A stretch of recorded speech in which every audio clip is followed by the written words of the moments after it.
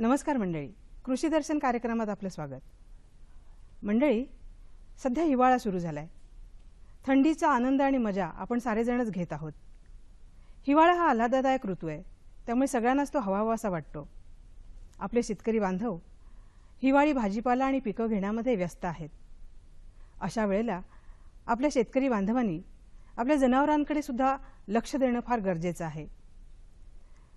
यासाठीच आज आपण माहिती करून घेणार आहोत जनावरांचं हिवाळ्यातील आरोग्य, आजार आणि उपचार याविषयी.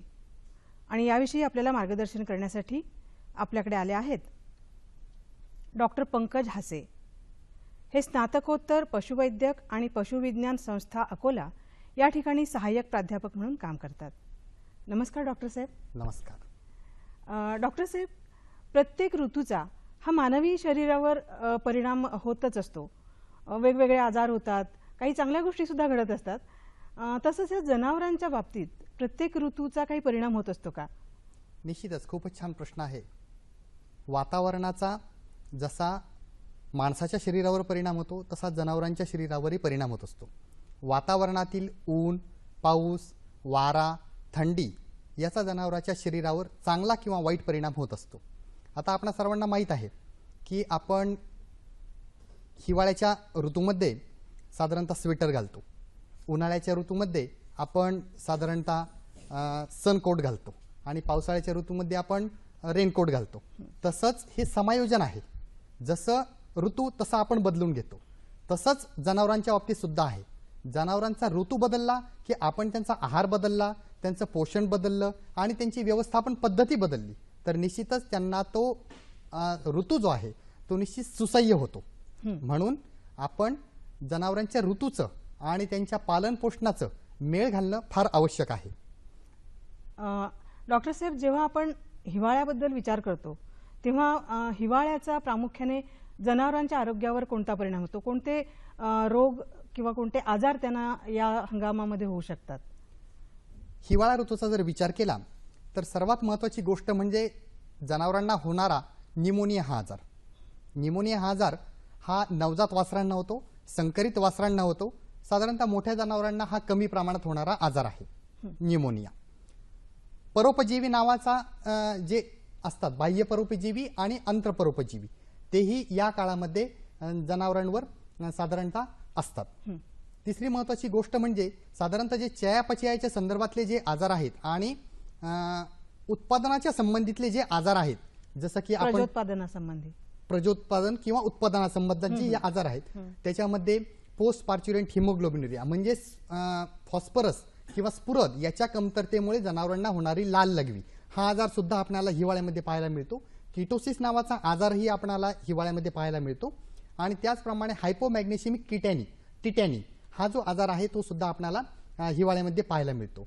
पॉक्स म्हणजे देवी हा सुद्धा आजार आपल्याला हिवाळ्यामध्ये पाहायला मिळतो. मस्टायटिस हा एक असा आजार आहे की ज्याला आपण स्तनदाह म्हणूयात. तो वर्षभरात नेहमी दिसतो, परंतु हिवाळ्यामध्ये हा आजार जास्त याच्यामुळे दिसतो कारण हिवाळ्यामध्ये दुधाची जी प्रमाण आहे ते निश्चित वाढलेलं असतं आणि त्या वाढलेल्या प्रमाणामुळे सडामध्ये जे किरॅटिन लाइनिंग असतं ते या ठिकाणी थोडंसं कमी व्हायला चालू होतं. आणि किरॅटिन लाइनिंगचं काम काय आहे की साधारणतः ते एक प्रोटेक्शन म्हणून काम करतं. एखादा जीव जंतू किंवा एखादा बाह्य ज्यावेळेस परजीवी त्याच्यामधून आत जाण्याचा प्रयत्न करतो त्यावेळेस हा जो केराटिन नावाचा जो भाग आहे ते याला आत येऊ देत नाही. आणि जास्त दूध उत्पादन जर आपण केलं तर हा केराटिन लेअर कमी झाल्यामुळे निश्चितच हिवाळ्यामध्ये आपणाला या मस्टायटिस किंवा स्तनदाह या आजाराला सामोरं जावं लागतं. त्याच्यानंतर महत्वाचा एक आजार म्हणजे बोवाईन इन्फेक्शियस किरॅटोकंजंक्टिव्हायटिस. ह्यात काय होतं? याच्यामध्ये जनावराच्या डोळ्याला पूर्ण लाली येते. म्हणून याला पिंक आय डिसीज असं सुद्धा म्हटलेलं आहे. अशा प्रकारचे जे आजार आहेत. त्याचप्रमाणे बबेसिया नावाचा जो आजार आहे ज्याच्यामध्ये सुद्धा लाल लघवी होते हा आजार सुद्धा आपल्याला हिवाळ्यामध्ये पाहायला मिळतो.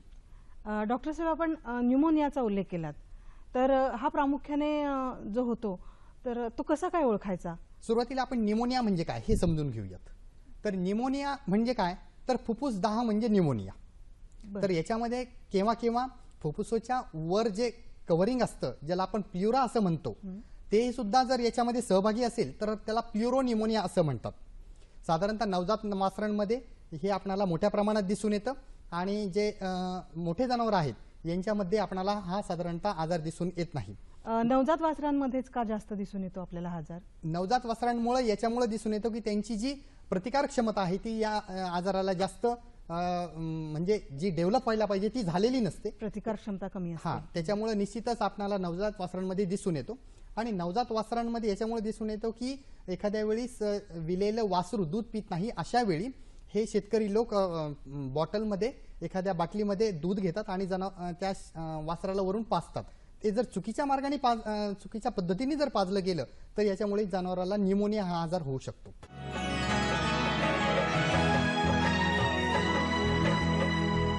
हे आता झालं की कशा तऱ्हेने त्याला तो होतो. उपाययोजना कोणती आहे? जनावरांना जर न्यूमोनिया झाला तर त्याच्यावर काही उपाय असतील, तर ते कोणते उपाय आहेत की जे शेतकरी बांधवांनी अवलंबिले पाहिजेत? हा, उपाय योजना करत असताना सर्वात प्रथम आपण त्याची लक्षणं थोडक्यात मी सांगतो की यामध्ये जनावराच्या नाकातून एक पातळ चिकट स्त्राव बाहेर येतो आणि तो चिकट स्त्राव आला की जनावराला नाकातून श्वास घेता येत नाही आणि श्वास घेणं ज्यावेळेस बंद होतं त्यावेळेस जनावर तोंडाने श्वास घ्यायला चालू करतं. जनावराला धाप लागते आणि धाप लागल्यानंतर साहजिकच जनावर एकदम मलूल होऊन जातं. जनावराचा ताप हा 104, 105, 106 डिग्री फॅरनहाईट पर्यंत वाढलेला असतो. जनावराचं रवंत बंद होतं, जनावराची खाण्यापिण्यावरची वासना या ठिकाणी पूर्ण उडून जाते. आणि जर स्टेथोस्कोपच्या साह्याने एखाद्या पशुवैद्यकाने जर तपासलं तर आपल्याला लक्षात येतं की त्या ठिकाणी दोन कागद एकमेकावर घासल्यानंतर जसा आवाज येतो तसा करकर आवाज या ठिकाणी यायला लागतो. आता जर आपण उपचाराचा जर विचार केला तर या ठिकाणी साधा सरळ उपाय म्हणजे टिंक्चर बेंझिन किंवा निलगिरीचं जे तेल असतं ते आपण जर अर्धा लिटर गरम पाण्यामध्ये टाकलं आणि त्याच्यात वाफा जर या जनावरांना घ्यायला दिल्या तर त्याच्यापासून निश्चितच फरक पडतो. सरकीचं जे तेल आहे, सरकीचं तेल, ते या ठिकाणी जर आपण जनावराच्या फुफ्फुसाचा जो भाग आहे, साधारणतः पुढच्या पायाच्या वरच्या ठिकाणी हा भाग असतो, त्या ठिकाणी जर आपण या ठिकाणी मसाज केला किंवा या ठिकाणी जर चोळलं तर जनावराचा कफ मोकळा होण्यासाठी आणि जनावराचा आजार थोडासा कमी होण्यासाठी या ठिकाणी मदत होते. परंतु या व्यतिरिक्तही मला असं म्हणायचंय की हा जो आजार आहे न्यूमोनिया हा अतिशय घातक आहे. जर आपण वेळीच याला उपचार केले नाहीत तर एखाद्या वेळेस जनावर दगावू शकतं. म्हणून आपण त्वरित पशुवैद्यकाचा सल्ला घेणं हे या ठिकाणी फार महत्त्वाचं आहे. यासाठी स्ट्रेप्टोमायसिन, पेनिसिलिन सारखी प्रतिजैविके जे उपलब्ध आहे ती डॉक्टर नसेद्वारे देतात. बऱ्याच वेळेला ग्लुकोजचं सलाईन सुद्धा या वेळेला द्यावं लागतं. ताप जर जास्त असेल तर त्याला तापदाहक औषधे या ठिकाणी द्यावी लागतात. आणि ज्यावेळेस जनावराला आत वेदना असतील तर वेदना कमी करण्यासाठीची औषधं या ठिकाणी जनावराला देणं अतिशय महत्त्वाचं आहे. पण हा आजार होऊच नये यासाठी काही प्रतिबंधात्मक उपाययोजना आहे की नाही? हा, प्रतिबंधात्मक उपायाची जर आपण चर्चा करत असू तर सर्वात महत्त्वाचं म्हणजे हा न्यूमोनिया आजार होतो कशामुळे. साधारणतः हिवाळ्यात आणि पावसाळ्यात थंड वातावरणाच्या सानिध्यात जर एखादं जनावर आलं तर त्यावेळेस हा न्यूमोनिया आजार होतो. पावसाच्या सानिध्यात एखादं जनावर आलं तर त्यावेळेसही न्यूमोनिया आजार होतो. म्हणजेच काय, थंड वातावरणाच्या सानिध्यापासून या जनावराला आपण वेगळं करणं फार गरजेचं आहे. साधारणतः आपण ज्यावेळेस जनावरांना चरायला नेतो, चरण्याची वेळ यांची बदलण्याची गरज आहे. सकाळी ज्यावेळेस आपण जनावरांना चरायला नेतो त्यावेळेस ऊन पडलेलं असावं आणि संध्याकाळी ज्यावेळेस ऊन थोडंसं असतं त्याच वेळेस आपण जनावरांना गोठ्यात घेण्याची गरज आहे. जास्त थंडीच्या काळामध्ये जनावरांना आपण गोठ्याच्या बाहेर नेऊ नये, ही सर्वात महत्त्वाची गोष्ट. त्यानंतर जनावरांच्या अंगावर पोते टाकावेत, जनावरांच्या खाली पोते टाकावेत, कारण फरशी जी असते ती गार असते. अशा वेळी आपण या थंडीपासून संरक्षण करण्यासाठी पोते टाकणं गरजेचं आहे. जनावरांचे जे गोठे आहेत त्याला आपण जर या पोत्यांच्या साह्याने जर वेढून घेतलं तरी सुद्धा थंडीचा प्रभाव या ठिकाणी कमी होतो. आजकाल बाजारामध्ये इलेक्ट्रिक हीटर्स उपलब्ध आहेत जेणेकरून जनावरांच्या गोठ्यामध्ये चांगल्या प्रकारची उष्णता राहून जनावरांना या न्यूमोनिया आजारापासून आपल्याला थोडंसं त्यांचा त्रास कमी करता येईल, त्यापासून आपल्याला दूर ठेवता येईल आपल्या जनावरांना. आपण मगाशी बोलताना परजीवींचा उल्लेख केला की जे जनावरांना त्रासदायक ठरू शकतात, त्यापासून त्यांना आजार होऊ शकतात, तर ते कशा प्रकारे होतं? तसं परोपजीवींचा जर आपण उल्लेख केला तर परोपजीवींचे दोन प्रकार पडतात, एक बाह्य परोपजीवी आणि एक आंतर परोपजीवी. आंतर परोपजीवी म्हणजे जे शरीरात जातात ते, आणि बाह्य परोपजीवी म्हणजे जे शरीरावर असतात. त्याच्यामध्ये गोचीड येतात, माश्या येतात, कीटक येतात, ते सुद्धा जनावराच्या बाहेरच्या अंगाने असतात आणि या दोन्ही परोपजीवींचं आपण नियंत्रण करणं हे अतिशय महत्त्वाचं आहे. हे नियंत्रण कसं करायचं मग? नियंत्रण करायचं ठरलं तर जे आज शरीरातले आहेत आंतरपरोपजीवी यांचं जर आपल्याला नियंत्रण करायचं असेल तर जंतनाशक औषध पशुवैद्यकाच्या सल्ल्याने योग्य मात्रेत देणं फार महत्त्वाचं आहे. आणि जर आपल्याला बाह्यपरोपजीवींचं जर आपल्याला या ठिकाणी निर्मूलन करायचं असेल तर सर्वात महत्त्वाचं म्हणजे जनावराला खरारा करा. जनावराच्या अंगावरून हात फिरवा, ज्याच्यामुळे जे असणारे गोचीड आहेत, माशा आहेत, जे कीटक आहेत ते या ठिकाणी निघून जातील. दुसरा त्याचा महत्त्वाचा फायदा असा होईल की जनावराचं जे त्वचेचं रक्ताभिसरण आहे ते वाढून जनावर थोडंसं तुमचं टवटवीत दिसेल, हेल्दी दिसेल. तर ह्या गोष्टी जर केल्या तर निश्चितच त्याचा फायदा होईल. आणि बाह्य परोपजीवींसाठी मार्केटमध्ये बाजारात अनेक चांगल्या प्रकारची औषधं आहेत, ती आपण स्प्रे करून घेणं अतिशय महत्त्वाचं आहे. परंतु स्प्रे करत असताना ती जनावरांनी न चाटणे हे फार महत्त्वाचं आहे. ते आपल्या प्रत्येक शेतकऱ्यांनी आणि पशुपालकांनी लक्षात ठेवणं गरजेचं आहे. म्हणजे तिथपर्यंत जनावराचं तोंड पोचणार नाही याची काळजी घ्यायलाच हवी. डॉक्टर साहेब, आपण किटोसिस बद्दल सुद्धा मगाशी बोलला होता. तर हा किटोसिस जो आजार आहे तो कशाशी निगडीत आहे आणि तो कसा काय ओळखायचा? किटोसिस हा जो आजार आहे तो साधारणतः जे जास्त दूध देणारे जनावर जे आहेत त्यांच्यामध्ये होतो. हा चयापचयाशी संबंधित एक महत्त्वाचा आजार आहे. साधारणतः शरीराची क्रिया कशी असते की आपण जनावर जे खातात त्याचं शर्करेमध्ये रूपांतर यकृत या अवयवामध्ये होतं आणि जेवढे जनावर जास्त खातात तेवढी त्यांना जास्त शक्ती मिळते आणि तेवढे ते जास्त दूध उत्पादन देतात. परंतु केव्हा केव्हा असं होतं हिवाळ्यामध्ये जनावर जास्त दूध देतात परंतु त्यांना पाहिजे असणारा जी शक्ती आहे, पाहिजे असणारी जी एनर्जी आहे ती मिळत नाही. मग ती एनर्जी बॉडी कुठून तयार करते? जनावरांचं शरीर ती कुठून तयार करणार? तर अशा वेळी जनावराच्या शरीरात असलेली जी चरबी आहे त्या चरबीपासून शर्करेत रूपांतर करण्याचं काम चालू होतं आणि या प्रक्रियेमध्ये अनेक कीटोन बॉडीज की ज्या शरीराला हानिकारक असतात त्या तयार होतात आणि ज्या या कीटोन बॉडीज आहेत त्या रक्तात मिसळतात, त्या लघवीत मिसळतात, त्या दुधात मिसळतात आणि त्या कालांतराने बाहेर टाकल्या जातात. परंतु या काळात जनावराला भयंकर त्रास होतो. जनावराला केव्हा केव्हा झटके येतात आणि जनावराचं दूध उत्पादन जे आहे, दूध देण्याची क्षमता ती या ठिकाणी कमी होते. चयापचयाशी संबंधित असणारा किटोसिस हा एक महत्त्वाचा आजार आहे. मग ह्याला नियंत्रणात कसं काय ठेवायचं?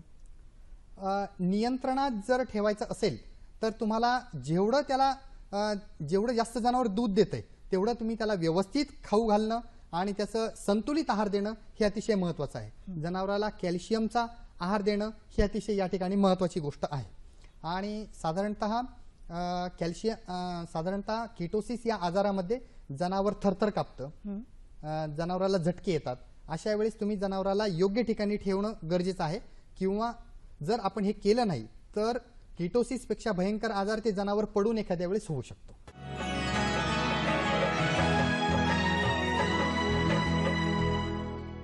हिवाळा हा ऋतू पशूंच्या जनावरांच्या प्रजननावर कसा परिणाम करतो ते आपण जरा थोडक्यात सांगा.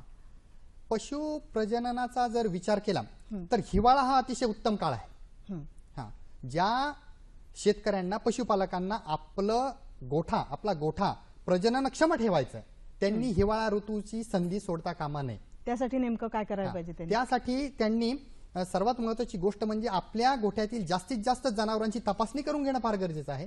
त्याच्यामध्ये ब्रुसेलोसिस नावाचा एक सांसर्गिक गर्भपात करणारा आजार आहे, व्हिब्रिओसिस सारखे आजार आहेत.